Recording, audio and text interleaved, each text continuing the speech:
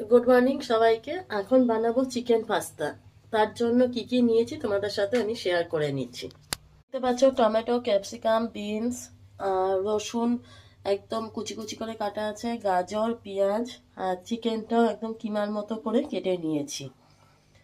এবার পাস্তাটা সিদ্ধ করতে বসাবো। এখানে জলে লবণ দিয়ে দিয়েছি, একটু গরম হলে তারপর পাস্তাতে দেবো। আর ওইদিকে সবজিগুলো বাকি জিনিসগুলো ভেজে নেব। কড়াইতে তেল গরম হওয়ার পর রসুন কুচিগুলো দিয়ে দিয়েছি। রসুন কুচিগুলো হালকা ভাজাও হয়ে এসছে। এবার চিকেনগুলো দেব।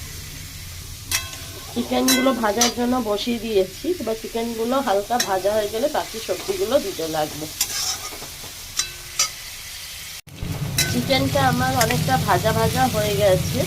এবার আমি এতে পেঁয়াজ কাটাগুলো দিয়ে দেবো। যেগুলো পেঁয়াজ আমি কেটে রেখেছিলাম সেগুলো দিয়ে দেবো আজকে। পেঁয়াজগুলো অল্প নেড়ে ছেড়ে বাকি সবজিগুলো অ্যাড করে দিলাম, যেগুলো আমার কাটা ছিল।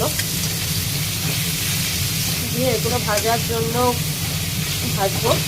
আর এর সাথে একটু লবণ অ্যাড করে দেবো, তাতে তাড়াতাড়ি সবজিগুলো নরম হয়ে যাবে।